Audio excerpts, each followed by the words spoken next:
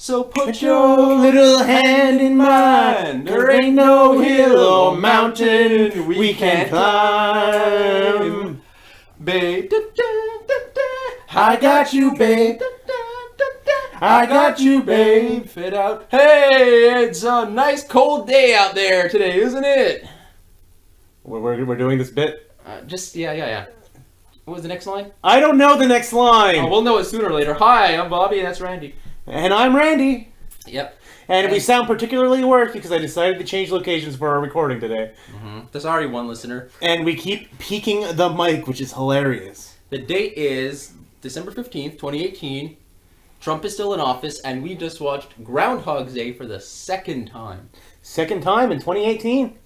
Mm-hmm. Well, there's only going to be like a couple more watches in 2018 because the year's almost over.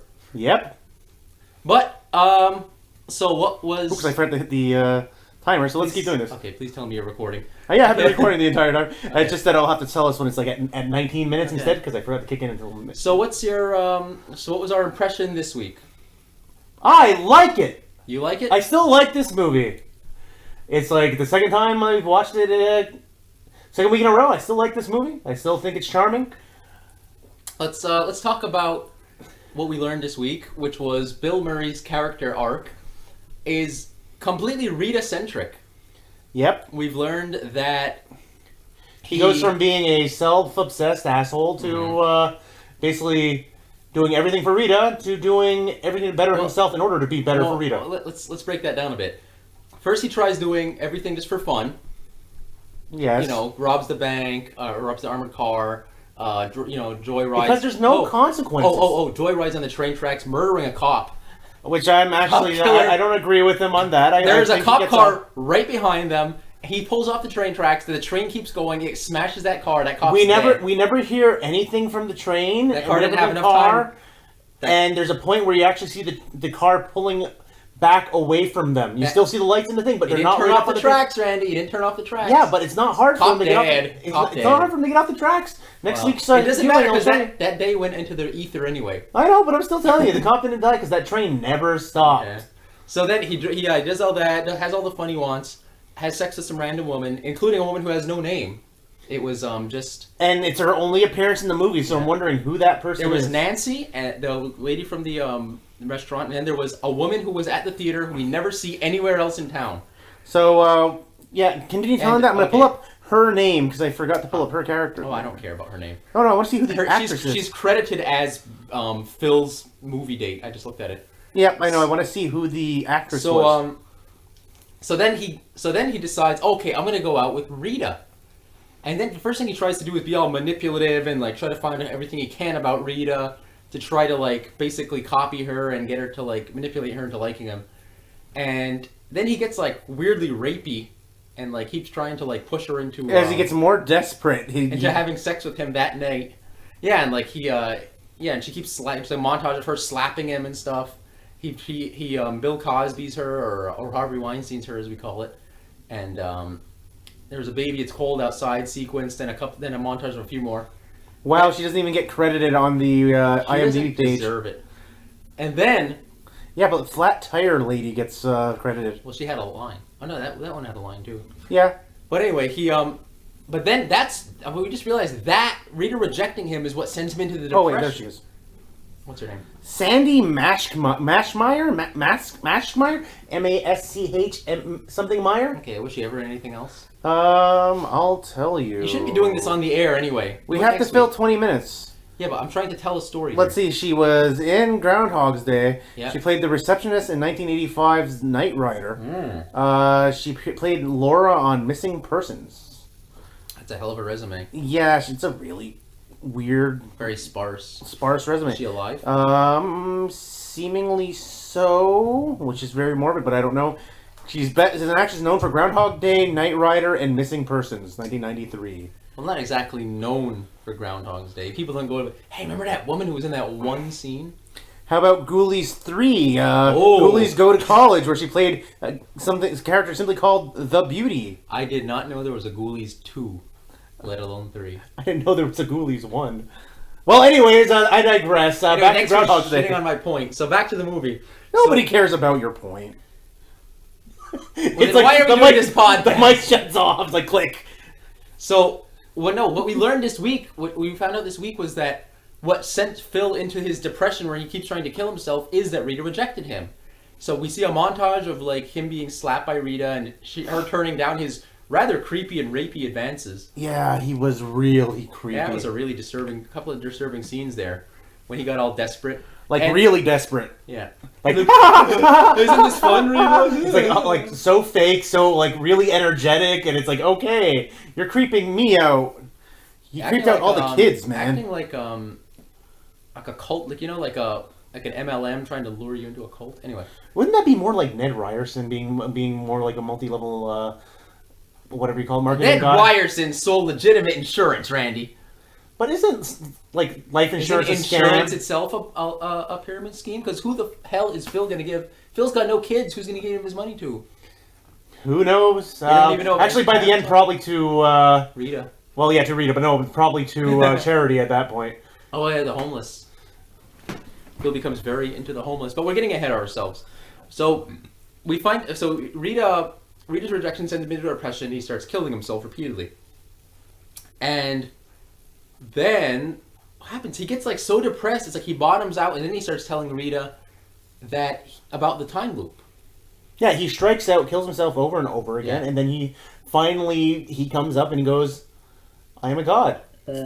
And that's him at rock bottom, and he starts explaining things to her, and then and this is what you keep calling their best day because it's like the most character. That's what I call their best day because it was the best day of the movie. And really all that is him. They basically sit in his room playing cards with cards. Well, but he explains to her. It was implied she followed him around all day, though. Yeah, which resulted in him doing his 4 to 6 hours a day of shooting cards into a hat. Which is what apparently he does, because he was explaining to her, it's like, nah, 4 to 6 hours a day. No, she didn't see it. No, because he had to explain that, otherwise she would have seen him do that. Yeah. She had to have been following him around, having him do other things all day long. Oh, he was explaining things, but yeah. Yeah. But today was the day they fell in love. But anyway, that was the first time they fell in love. That was the first time they fell in love for real. And to me, I was like, that should have been the last day of the movie. But the arc's not complete. But you know what? Because Phil, he had to achieve get two accomplishments. He had to get Rita to fall in love with him, and he had to improve himself. He got the first one, but he did not improve himself enough. He did not grind enough experience to level up enough to. If you really want to think about it, he had to kill old Phil first with that scumbag asshole. Literally killed old Phil. Self-centered. Literally killed old Phil like 100 times. Yeah, he had to get rid of that person that he was and come back to the point where he's starting from zero.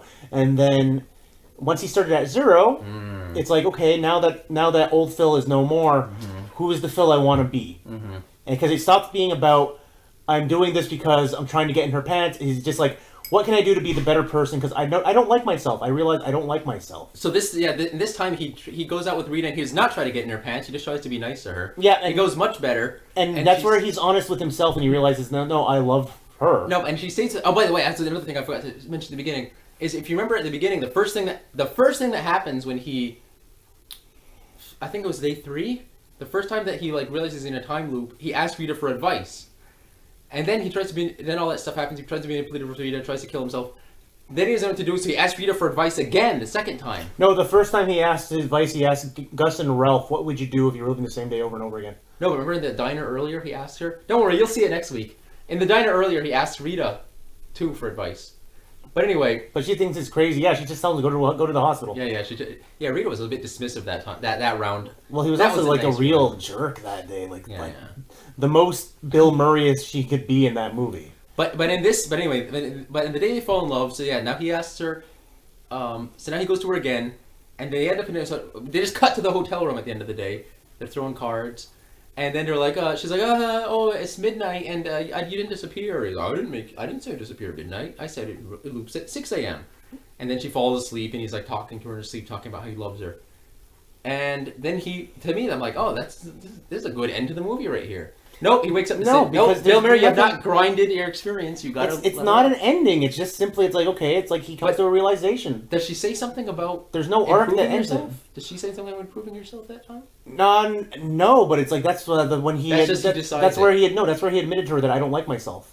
that I hate myself. So again, Rita tilts his arc again. But now she tilts him. Yeah, she flips him over because she tells him it's like, you know what? If I could live 1,000 lifetimes, I would love it because then I would do this, I would do that. So he gets advice from her at that point. Yeah, and she really sets him on the right path. Takes her advice. So then he tries improving himself. He does all this stuff. Blah blah blah. He learns to play the piano. Bribes his way into the piano school. Hashtag American capitalism for you. We agreed to stop with the hashtags. No more hashtags. That's American capitalism for you. You can just bribe your way into any school if you got enough money. The end state of American capitalism, maybe? I don't know. Back in '93, yeah. It was prophetic. But he does a bunch of stuff improving himself. And then he gets obsessed with the idea of, he meets the homeless guy we saw at the beginning, gets obsessed with the idea of saving the homeless guy. Can't save the homeless guy. Homeless guy dies no matter what he does. He doesn't initially get obsessed. It's just that he's like, he helps the old man. Mm-hmm. Like, if you remember the first day he meets the old man, like where he actually starts to pay attention to him. Mm-hmm. He gives him a lot of money. Mm-hmm. And then when he's coming back at that night, he sees that he's like, oh, he's cold, he's coughing. I'm going to bring him in, we'll get him some soup, and then he dies. Mm-hmm. Like, he gets sick, dies. He goes, no, it's like, today is my day, nobody's going to die on my day. Yeah. Nothing can die on my day. I am a god, I have all this power, this man is going to live. And then you get him trying to save him, and slowly come to the realization that there are some things that you can't change. There are fixed points in time that can't be changed. And it's just simply that he is not a god. He is nothing but a man. But Randy, the only thing that can defeat Bill Murray is old age, because he saves the kid, he saves Buster. Yep. He saves anybody who dies from accidents. Yeah, because those aren't fixed points. It's just simply, it's like, no, it's like this is a mishap. This is just a twist of fate. And it's like, I can actually avoid that. With enough foreknowledge, I can stop this kid from falling out of a tree. I can stop Buster, played by his brother, Nepotism. Saves him from choking on a steak that he didn't chew very well. But, which, by the way, in the original timeline, that means Buster died. That means at the last party, there must have been an announcement like, ladies and gentlemen. A party that we didn't know about until the final day. We never heard about it once throughout the entire movie. Well, no, we saw them at the bar, though. Yeah, they went to the bar to drink. But they never went to the actual other room. They never mentioned there was a party going on. They never went to the other room with the ballroom where the party is. And still, I still like that scene at the end where it's like that final day. He's giving this big, elaborate, very literary speech, which was inspired by the old man's death. Yeah, inspired by the old man's death. Yeah, and every other news station is giving them their spot. They have their mics cut out. To him. They cut to him. They have their mics in there as he's giving this eloquent speech about the meaning of life and death, and going from winter to spring, and everybody knows who he is, and they're cheering for him. Which, by the way, I said he's only had like what, an hour to pull that off. This morning? That's why he said it went from 6 to 7. Buster says the time, we should know it. Yeah, it's like we should know it at 7:15 and 30 seconds or something like that. Well, we'll know it for next week. But he only had like less than 2 hours to pull that off. Get to know Buster, like really quickly. But yeah, that's why it's such a great little thing, because it's like, this is so ridiculous. It's like, he knows everybody's button to push at this point, that within an hour time period, not even an hour, that he's able to pull this off. Yeah, he would have had to get up at 6, get showered and dressed and everything, rush to the thing, and do that. Oh, by the way, continuity error we learned this week. Yeah, I know it's a continuity error. On the third or fourth day, when Bill Murray decides to rush out of the hotel, we see the piano teacher walking, and she shouldn't have been there yet, because the first time he sees her there, he was had taken his time to eat breakfast and everything like that. Yeah. This time he skipped breakfast, and she's still in the same spot, which means she was too far ahead. No, he made it past her. So it's like she wasn't even coming... No, sorry, she was ahead of him. Mm-hmm. So it means that he somehow, even though he took less time getting from point A to point B, still beat him. So she didn't stay at the same pace she does every day. So does that mean that not all these universes are the same? The days he lives over? I'm like, maybe she's set up to always be like walking as he exits the building, no matter what time it is. Maybe it's like a video game. Like if you take 1 minute or like 100 minutes to walk out that door, the exact same sequence will unfold in front of you. But no, it's like it's a very clockwork town, because he knows how to save the kid. He knows how to save Buster. He knows how to rob. That was the one continuity error, though. That's the first continuity error I've noticed. And the other possible continuity error is that when we see what's her name, Nancy. When we see her like dancing outside of next to the gazebo, it's a part of the gazebo that we haven't seen yet. When he starts doing the Nancy, Mrs. Whatever's not. I don't know her last whatever name. High. No. Like Mrs. Whatever the teacher. Walsh. You were in Mrs. Walsh's class in 12th grade. We see her dancing out there, but on every other day she's not there. No, we don't know because we don't know if she may or may not be there. Yeah, because we don't know if they passed that spot with Nancy the camera. watch. We got a Nancy watch. Yeah. It's like, eventually we're going to start having neat little actual sections. Which by the way... So for now, we're just kind of he's just trying to do a synopsis of the movie every week for some reason. I don't know. I was telling you that we should just play the first episode over and over again for the next 52 weeks and just cheat, but... No. It would only work if we actually recited exactly what we said. we No, tried to repeat ourselves every week. Just play the same episode. That'd be great. Just upload the same episode every week. No, we have to recite it every week. That would be... But they wouldn't know the difference. They would just be like... No, they wouldn't know the difference because like our isms, like, it would be slightly mistimed. The other thing I wanted to bring up is Chris Elliott, who was described on the back as what was it? His quips. Yeah, his quippy sidekick, or I don't know. Quipping cameraman. I don't have the box. Why am I peeking on this mic? And I might be too close. We're trying to count his quips, and how many times did he talk in his? Like, we had like 6 to 8. I'll be generous and say that he had like 10 quips in this whole movie. 10 quips, and by the way, that's like almost his only lines. Yeah, his only lines are quips or bald statements of fact. He has like 4 statements of fact and like 10 quips in this whole movie, and that's every single line of dialogue he has. He doesn't do a lot in this movie. He's just kind of there to be quote unquote comedy relief. Gets no character development. He doesn't need character development. We don't need to know how many kids he has if he has kids. We know he's kind of a scumbag. We theorize he may be a deadbeat dad. We already know he's a scumbag because it's like... Oh, he's from San Francisco. Yeah, we know he emigrated from San Francisco to Pittsburgh, is it? Is like where they're from? Yeah. And such a great movie. There's little things that we're picking up on. He's a scumbag who took the tip back. Yeah, he takes the tip back as he's trying to pick up Nancy. Very awkwardly tries to hit on Nancy, doesn't work. Did not pretend to be in her 12th grade class, so that... Oh, God. I just realized that if this movie was made, like, within the last 5 years, he'd be one of those game-playing scumbags, you know? It's like, he'd be negging her, and he's, like, be trying to do all those little things. He'd be like, oh, Chris Elliott. That's what Bill Murray does. Yeah, that's what he does initially, but then it's like, no, I just have all the information, so I'm just going to parrot it back at you. Because it's like, you know, psychologically, if you parrot somebody the same mannerisms and talk in the same type of tone, speed, people automatically think you're more trustworthy. That's what worked with Bill Murray on Everybody But Rita. It technically did work on Rita, but then he went too far and tried to push too far. He got too rapey. He got a little too rapey, yeah. But yeah, that's how he got into Nancy's pants with the fake, I was your high school guy. I was your high school, I sat behind you in high school, you used to be really short. Yeah. But like I said, it's like, so I'm too high, you're too low. So you go a little bit higher on your speech, I'll go a little bit lower. And Ned actually was in his high school. Yep, Ned actually was in his high school, but that's what gave him the idea on how to manipulate Nancy. Oh shit! I just realized that. Because, you know, Ned dated... He's like, Phil? Yeah. Phil Connor? Ned! He's like... Ned, what's his name? Ryerson. Yep, you just said... Ned the Head. Needle Nose Ned. Yep. Even though he doesn't have a needle nose, he has a very, like, squat... He's like, yeah, thanks, Needle Head Ned. Oh. And that's played by, I can never pronounce his name, but he's a very famous character actor. Let's talk about Ned, his evolution of interactions with Ned. He starts with trying to avoid him. And then he moves on to, like... At one point, he punches him in the face. Yep, it was much deserved. Then Stephen Tobolowsky? Yeah. Then he tries to like get creepy with him and just keep hugging him for way too long. No, that was because he was trying to creep him out so he was going to go faster. Well, that's what I'm saying. He's trying to he was trying to get creepy with him to make him go away. And then in the end, he appeases him by buying his insurance. Well, I don't think it's him trying to appease him. It's just kind of him trying to do something for everybody at the end of that movie, which he did because. In that final day, he saves a kid, saves Buster, still goes to his piano lessons, still goes to... He dropped a lot of cash on that day. Bought the tire. How much money was he... Yeah, bought the tire, bought the jack.